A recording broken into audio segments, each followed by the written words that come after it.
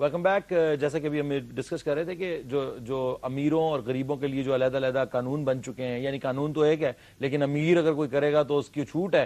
یہاں پہ اس ملک کے اندر بہت سارا دیکھنے کو آیا کہ جو آپ نے قتل بھی کر دیا, کسی کی زمین قبضے میں کر لی, فراڈ کر لیا, لیکن آپ بچ گئے, آپ نے اتنے پیسے دیے اور آپ چھوڑ کے نکل گئے. کسی نے ابھی احتساب ہو رہا تھا, اکاؤنٹیبلٹی بیورو بنا, اس کے اوپر بہت سارے لوگوں نے, کسی نے 500 کروڑ کا بینکوں سے قرضہ لیا ہوا تھا اور 100 کروڑ دے کے چھٹ گئے, کوئی 90 کروڑ دے کے چھٹ گیا, اور اس کے بعد وہ اپنے دوبارہ حکومتوں میں بھی شامل ہیں, ان بینکوں کے ساتھ کام بھی دوبارہ کر رہے ہیں. تو بیسکلی جو وہ رواج ہے وہ چینج ہو ہی نہیں سکتا, اور جو اگر رواج چینج کرے گا اس کو یہ چینج کر دیں گے کہ اس کو مروا دو یا نکلوا دو یا ذلیل کرو.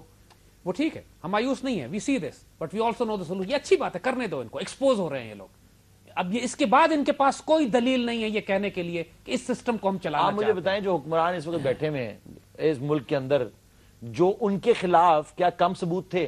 کیا اب ان کو آ کے دوبارہ بٹھا دیا گیا ہے اور ہمارے سروں پہ آ کے بٹھا دیا کہ کسی نے ایک لفظ, ایک سوال نہیں کیا. یہ وہی میڈیا ہے جس پہ ہم آج بیٹھے ہوئے ہیں.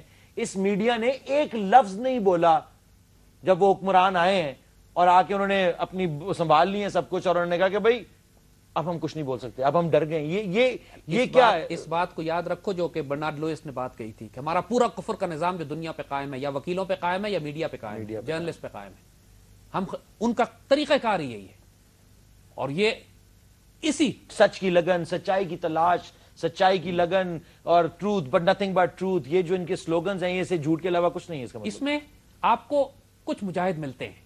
You find loan rangers who are taking stand alone. But وہی بات ہو گئی نا آپ نے جو بات کی, جو سسٹم کے اگر 2 جج بھی اچھے ہوں تو وہ سسٹم کے اندر تو وہ بھی پھر کرپٹ ہونے. لیکن یہ دیکھو اللہ کے فضل سے اذان کی بڑی طاقت ہوتی ہے. جب ایک چاروں طرف بے شک کفر پھیلاؤ, لیکن ایک مسجد سے جب اذان بلند ہوتی ہے تو لوگ سمٹتے ہیں اس کی طرف, نماز کے لیے آتے ہیں. اس میڈیا میں بھی, اس کفر کے سسٹم میں بھی بہت اچھے اچھے لوگ بھی موجود ہیں کہ جنہوں نے اپنا رول پلے کرنے کی کوشش کی, اور اللہ کے فضل جبھی ہمیں موقع بھی ملا اذان دینے کا, یعنی credit goes to many people. ہمیں یہاں بھی جو ہم بیٹھے ہیں تو کچھ لوگوں کا کریڈٹ ہے اس بات کے باوجود کہ پورا سسٹم جو ہے اس مخالفت میں ہماری بات کام کر رہا ہے, لیکن ہمیں اللہ نے موقع دیا ہے اذان دینے کا. اس سے پہلے بھی جو دوسرے چینلز کے اوپر ہم کام کرتے رہے, تو certain good people are still there who want to play their role, اور انشاءاللہ ان تھوڑے کام کی برکت سے لوگ تو ہمیشہ ہوں گے, اور اس تھوڑے کام کی برکت سے بہت بڑی تبدیلی آ جاتی ہے. اقبال کہتے ہیں کہ مسلمان کی ہستی صرف قانون سے وابستہ ہے. جب مسلمان آوارہ ہو جائے, قانون کی پابندی نہ کرے, پھر وہ مسلمان نہیں. قانون, مسلمان کے لیے قانون شریعت ہے. اور پھر کہتے ہیں کہ حضور کے دین کی معنویت, the wisdom of the deen of رسول اللہ صلی اللہ علیہ وسلم, the essence, مقصد پورے دین کا یہ ہے کہ انسان شریعت کی پابندی کرے. بس اگر شریعت کی پابندی نہیں ہے تو پھر تمہارا مسلمان ہونا بے معنی ہے, تمہارا دین کے لیے کام کرنا بے معنی ہے. ڈسپلن میں پابند ہونا ہے تمہیں. جیسے آپ نے وہ اقبال کا ایک شعر پڑھ کے جو موسیقی بھی آواز بھی اگر دیں, اگر بے خانگم ہو تو وہ شور ہے. اسی کو ایکسپلین کرنے کے لیے بڑے خوبصورت ہے. دیکھو علی, اقبال پھر اسی کو سمجھانے کے لیے ہماری ینگر جنریشن کے لیے بھی کہ انٹرسٹنگلی کہ آواز جب ضبط کے تحت ہوتی ہے تو نغمہ بن جاتی ہے. واہ, آواز, you understand this better because you have a background of understanding this, کہ جب آواز ضبط کے تحت آتی ہے تو نغمہ بن جاتی ہے. آواز سے ضبط, ڈسپلن چلا جائے تو آواز شور و غوغا بن جاتی ہے, شور ہو جاتا ہے. بالکل اسی طرح کہتے ہیں کہ جب ہمارے گلے کی ہوا بانسری میں جاتی ہے تو بانسری میں پابند ہو کے ساز بن جاتی ہے.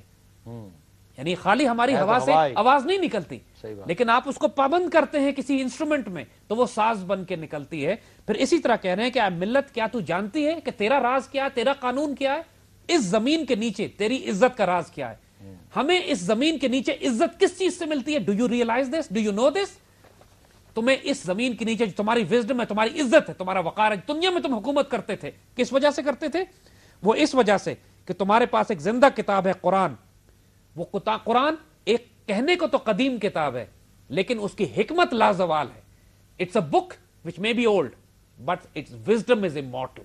یہی قرآن کا کمال ہے کہ تم اگر یہ سمجھتے ہو کہ 1400 سال پرانے قانون تم آج امپلیمنٹ کرو گے, کیسے ہو سکتا ہے؟ یہی for God's sake realize this, it may be an old book but it is for all times to come.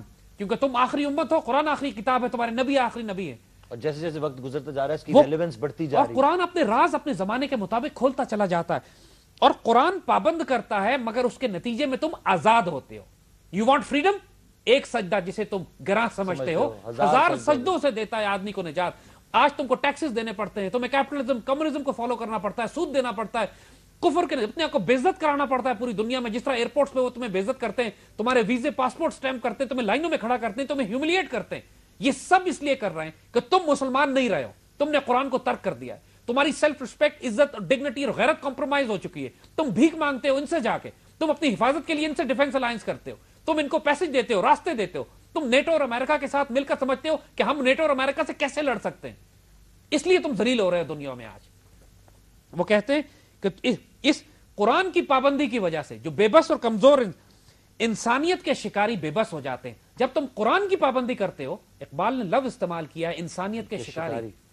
یہ جو ظالم لوگ جو پوری دنیا میں اپنا کفر کا نظام, یہ جو ایوانجلیکل نیو کون زائنسٹ فورن پالیسیز جو ویسٹ کی ہیں, کہ جو اس وقت پوری دنیا میں تباہی مچاتی پھر رہی ہیں, پورے نقشے تبدیل کر رہی ہیں. نعوذ باللہ, خدا سمجھتے ہیں فرعون کی طرح اپنے آپ کو کہ ہم جس قوم کو چاہیں تباہ کر دیں, جس ملک کو چاہیں توڑ دیں, جو مرضی جس کو چاہیں اٹھا کے گوانٹانامو بے میں لے جائیں, جو چاہیں سو, ہمیں کوئی پوچھنے والا نہیں ہے. یہ انسانیت کے شکاری, یہ دہشت گرد, ان لوگوں کو پابند کرنے کا صرف ایک طریقہ ہے. کہتے کہ اگر تم قرآن فالو کرو گے تو رات کے لٹیرے, وہ لوگ جو راتوں کو پہلے ڈاکو تھے, یعنی حضور صلی اللہ علیہ وسلم پر اسلام لانے سے پہلے تو وہ لوگ, ان لوگوں کا کوئی کردار نہیں تھا. کہتے وہ جو راتوں کے لٹیرے ہیں, قرآن کو حفظ کر کے رہبر بن گئے. اس ایک کتاب سے, اس ایک کتاب کو پڑھنے کی وجہ سے انہوں نے ہزاروں کتابیں لکھ ڈالی, وزڈم, علم کے خزانے پھوٹنے لگے ان کے اندر سے. پھر کہتے ہیں اگر تم مسلمان بن کر رہنا چاہتے ہو تو یہ بات ذہن میں رکھو کہ تم مسلمان بن کر نہیں رہ سکتے جب تک تم قرآن کو فالو نہ کرو. اور ہماری مملکت کا, ہماری ملت کا, ہماری قوم کا المیہ بھی یہی ہے کہ ہم نے قرآن نہیں پڑھا, ہم نے قرآن کے ترجمے اور تفسیریں پڑھی ہیں. اقبال بڑے دکھ سے یہاں کہتے ہیں کہ اللہ تعالیٰ کو مخاطب کر کے کہ یا اللہ تیرے احکامات تو تیرے برحق ہیں, اللہ میاں تیرے احکامات جو قرآن میں لکھے ہیں وہ تو برحق ہیں, مگر اپنے مفسر جو ہمارے تفسیر کرنے والے ہیں تعویل سے بناتے ہیں قرآن کو پاجن.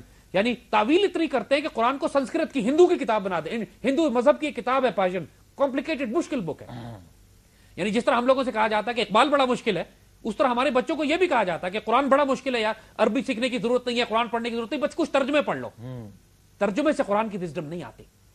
ہم کو جس طرح ساری زندگی ہم کوشش کرتے ہیں اس طرح ہم کو قرآن عربک میں پڑھنے کی, اور عربک ٹیکسٹ میں لٹرل ٹرانسلیشن کر کے پڑھیں تاکہ قرآن کی عربک وزڈم ہم کو براہ راست سمجھ میں آئے. بغیر قرآن سے تعلق کے مسلمان بننا ممکن نہیں ہے, آزادی ممکن نہیں ہے, غیرت ممکن نہیں ہے, ڈگنیٹی ممکن نہیں ہے. جس طرح ہم اقبال پاکستان زندہ کر رہے ہیں, اس طرح ہمیں اقبال کے پاکستان کے ساتھ اقبال کے اور اللہ کے رسول کے قرآن کو بھی زندہ کرنا ہے. And that is the message is the same in both the books, Quran and کلام اقبال. بہت بہت ویری ویل سیڈ. جو آپ بات کرتے ہیں کہ ویسٹرن سوسائٹیز کی, امریکہ یا برٹن یا فرانس, اور ان کے اپنے لوگوں کے ساتھ جو ظلم ہوتے ہیں, یہ شاید ہم لوگوں کو یہ نہیں پتا. ہم باہر سے بیٹھ کے دیکھتے ہیں ریزل ڈیزل, بہت خوبصورت ہے جی, یہ فلانی لڑکی نہیں ہے کپڑے پہنے تھے, یہاں فلانے کلب میں چلا گیا, یہاں یہ گاڑیاں بک رہی ہیں. لیکن جتنے ان کے اپنے لوگ مجبور ہیں, برٹش اور یا Americans, they don't know what the hell is hitting them. But لیکن وہ کیونکہ اس کفر کے سسٹم کے اندر اتنے دب چکے ہیں کہ وہ تو اس کے بارے میں آواز بھی نہیں اٹھا سکتے. ان کے پاس تو آپشن ہی کوئی نہیں, آواز نہیں اٹھا سکتے. یہ ختم ہو گیا تو ہم کیا کریں گے. تو یہ ایک بہت ڈارک ٹائم ہے میرے خیال سے پوری ہیومینٹی کے لیے. اینڈ ذمہ داری ہم پر آ جاتی ہے, بالکل, اس لیے کہ سولوشن اور حل ہمارے پاس ہے جی, اور کوئی اس کے علاوہ کسی سوال ہی پیدا نہیں پیدا. Absolutely not. That's very well said G. I would say the same thing. I completely agree with Dr. Hakeem Saheb again and again, engineer Saheb, Hakeem Saheb.